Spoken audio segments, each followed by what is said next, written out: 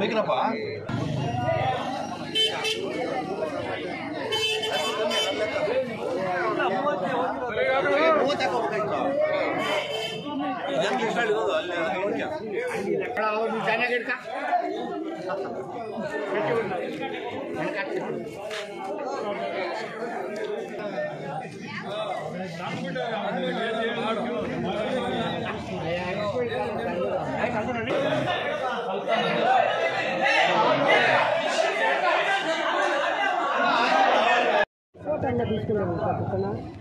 ಹಾಲು ಉತ್ಪಾದಕರ ಸಹಕಾರ ಸಂಘದಿಂದ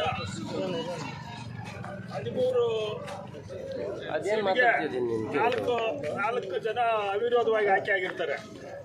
ಇನ್ನು 9 ಸೀಟ್ ಚುನಾವಣೆ ನಡೆದು ಹೈಯೆಸ್ಟ್ ಲೀಡ್ನಲ್ಲಿ ನಮ್ಮ ಎಲ್ಲ 9 ಜನ ಸುಧಾಕರ್ ರೆಡ್ಡಿ MC ಸುಧಾಕರ್ ರೆಡ್ಡಿ ಅವರ ಪಾರ್ಟಿನಿಂದ ಕಾಂಗ್ರೆಸ್ ಪಾರ್ಟಿ ಆ ಪಾರ್ಟಿನಿಂದ ಎಲ್ಲ ಗೆದ್ದಿರ್ತಾರೆ.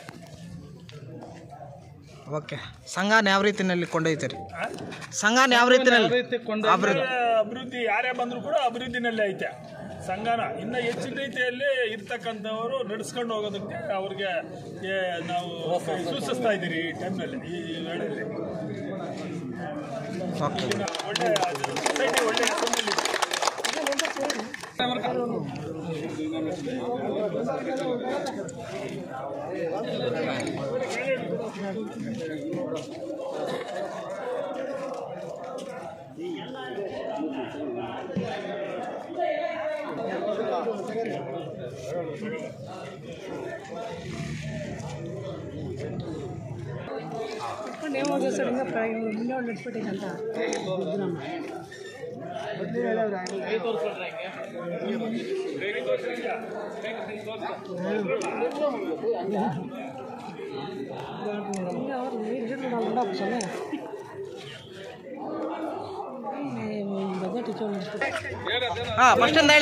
ಸಹಕಾರ ಸಂಘದ ಹಾಲು ಉತ್ಪಾದಕರ ಡೈರಿ ಇದೆ.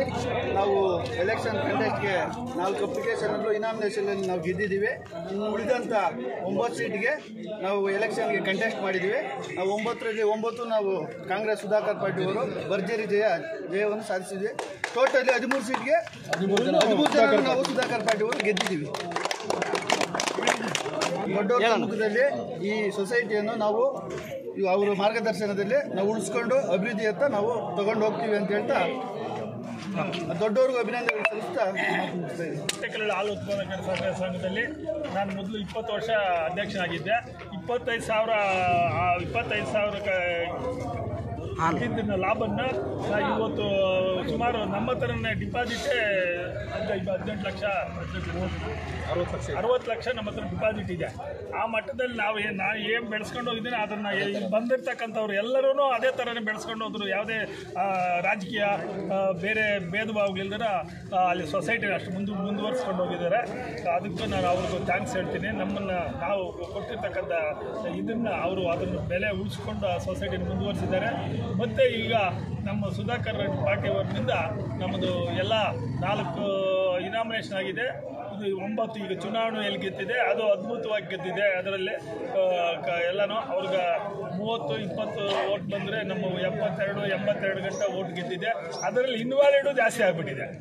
ನೀನು ಸಿಂಗಲ್ ಓಟ್ನಲ್ಲಿ 32 ಇನ್ವ್ಯಾಲಿಡ್ ಆಗಿದೆ. 7 ಓಟ್ ಹಾಕೋದ್ರಲ್ಲಿ 27 ಓಟ್ ಇನ್ವ್ಯಾಲಿಡ್ ಆಗಿದೆ. ಜನ ಆ ಥರ 7 ಹಾಕೋದು 8, 9 ಹಾಕ್ಬಿಟ್ಟಿದ್ದಾರೆ. ಬೇರೆ ಓಟೇ ಹಾಕ್ತಿರ, ಸಿಂಗಲ್ 16 ಓಟೇ ಹಾಕಿದ್ದಾರೆ. ಕನ್ಫ್ಯೂಸ್ ಆಗಿ ಓಟಿಗೆ ಜಾಸ್ತಿ ಆಗಿರೋ ಆ ದೃಷ್ಟಿಯಿಂದ ಆ ಥರ ಹಿಂಗೆ ಸುಧಾಕರ್ ರೆಡ್ಡಿ ಮತ್ತು ಕಾಂಗ್ರೆಸ್ ಪಾರ್ಟಿಯ ಒಂದು ಅಭಿಮಾನದಲ್ಲಿ ಇವತ್ತು ಚುನಾವಣೆ ಮಾಡಿ ಇವತ್ತು ಅದ್ಭುತವಾಗಿ ನಮ್ಮ ಇದನ್ನ ಎಲ್ಲರೂ ಸೇರಿ ನಮ್ಮ ಗ್ರಾಮದ ಸದಸ್ಯರುಗಳು ಮುಖಂಡರು ಎಲ್ಲ ಸೇರಿ ಜಯಶೀಲರನ್ನಾಗಿ ಮಾಡಿದ್ದಾರೆ. ಅವ್ರಿಗೆ ಧನ್ಯವಾದಗಳು.